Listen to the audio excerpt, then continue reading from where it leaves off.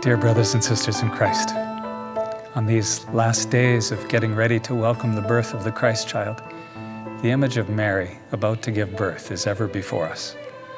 It seems fitting then to end this Advent series with a few reflections on a carol that takes us from the Annunciation to the birth of the Christ child. The angel Gabriel is an English translation of a Basque Christmas carol based on a Latin carol from the Middle Ages. Unlike the other Advent hymns I've been reflecting on, this one wasn't in the repertoire of the choirs of the churches I attended growing up, and I first heard the song in the 1980s when Sting recorded it. The first 3 verses of the song relate the encounter and dialogue between Gabriel and Mary at the Annunciation. The history of art is full of stunningly beautiful representations of the Annunciation. The Annunciation and the Incarnation, which begins there, is about God taking flesh, the mystery of God becoming visible, who could be seen with our eyes, touched with our hands.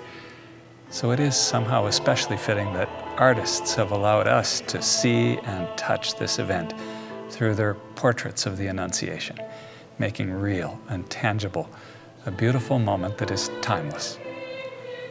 One of my favorite depictions of the Annunciation, which hangs in my office, is that painted by Jacopo Pontormo in Florence at the end of the 15th century.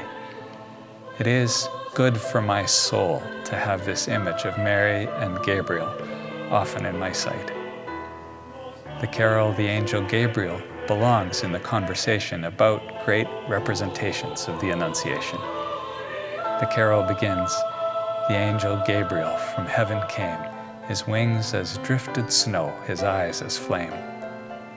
Seeing the sun shine on the drifted snow that has accumulated these past days in my yard has made this image very tangible. The dialogue between Gabriel and Mary, as related in Luke's Gospel and as represented in the song, is profoundly respectful. It should be noted that in the Old Testament, encounters with angels often evoke fright. When Gabriel appears to Daniel, he interprets Daniel's dream and relates a frightening prophecy. The exile is going to be extended. Centuries later, Gabriel comes to Mary, but the scene is very different. Gabriel comes with reverence, and Mary may be confused by what she hears and sees, but she is not terrified. Indeed, she has been prepared for this moment her whole life. Indeed, all of human history is waiting for this moment when God, creator of all that is, communicates the extraordinary decision that God will take flesh. Emmanuel, God is with us. But this best of all possible news comes to us with a humility which we do well to ponder, as God sends a message to Mary through Gabriel, which invites a human response. All creation in some sense awaits that response, which Mary utters in the 3rd verse of the carol. "To me be as it pleases God," she said. "My soul shall laud and magnify God's holy name." The carol is called The Angel Gabriel, but the focus is clearly on Mary. In turn, Mary's Magnificat seems to be about Mary, but points us to Jesus.